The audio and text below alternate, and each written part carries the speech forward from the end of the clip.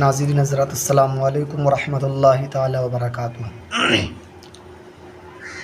الحمدللہ آج ہم اور آپ انشاءاللہ مفتی سلمان اظہری صاحب کی تقریر کو سماعت فرمائیں گے۔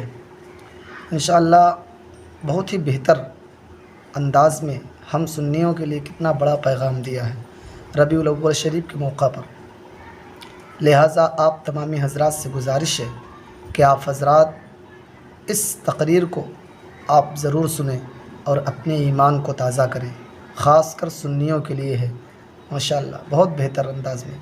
یہ لیجئے سنیے آپ مفتی صاحب۔ اے سنیوں، بات صرف اتنی ہے سلامت رکھیں کہ آج اس کی اس کی بات نہ کرو، ان کی بات کرو، ہر دل پہ راج کرو۔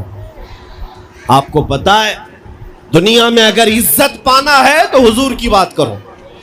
حضور اکرم صلی اللہ تعالیٰ علیہ وسلم کی بات وہ بھی ڈھکے چھپے انداز میں نہیں، کھل کر بات کرو، کھل کر بات کرو۔ یہاں اتنا بڑا مجمع ہے اور مجھے پتا ہے ڈرپوک لوگوں کا مجمع نہیں ہے۔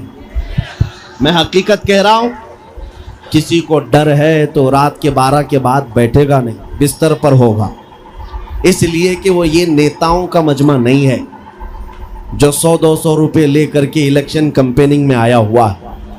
یہ حضور کے عاشقوں کا ہجوم ہے، یہ نوٹوں کے لیے نہیں، اپنی گردنوں کا نذرانہ دینے کے لیے آئے۔ حضور کی عزت کے لیے ہم اپنی جان فدا کرنے کو تیار رہتے ہیں، لیکن ایک سوال میں اس مجمع سے کرنا چاہتا ہوں۔ شباب پر ہیں آپ کے اندر جذبات ہیں، جوش ہے، سب ہے۔ ایک سوال میں کرتا ہوں، اگر دنیا تمہیں حضور اکرم محمد الرسول اللہ صلی اللہ تعالیٰ علیہ وسلم کا غلام کہہ کر پکارتی ہے تو کیا تمہیں کوئی دقت ہے؟ کیا تمہیں اپنی بے عزتی لگتی ہے؟ اتنا جوش تو ظاہر سی باتیں ہونا ہی چاہیے۔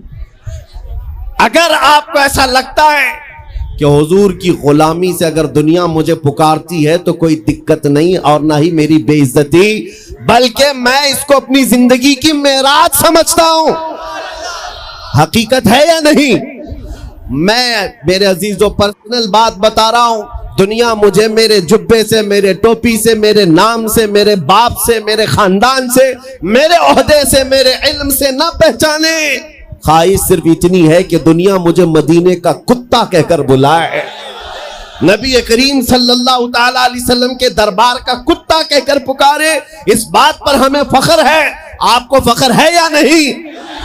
اور اگر آپ کو فخر ہے حضور کی غلامی پر تو توجہ، یہ سوال میں نے بڑی ذمہ داری سے کیا ہے، آپ کو بڑی ذمہ داری سے کیا ہے۔ اگر دنیا تمہیں حضور کا غلام کہتی ہے تو آپ کو کوئی آپتی نہیں، خوشی سے آپ کہلواؤ گے۔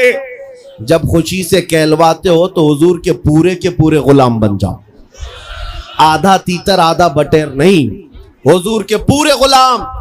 اب یہ نہیں ہے کہ چہرہ یہودیوں کی طرح، کپڑے عیسائیوں کی طرح، اخلاق کسی اور قوم کی طرح، اور بات میں حضور کی غلامی کی کروں، نہیں۔ دنیا کو فخر کے ساتھ کہو حضور پاک صلی اللہ تعالیٰ علیہ وسلم کی غلامی میں جینا بھی اور مرنا بھی مجھے پسند ہے۔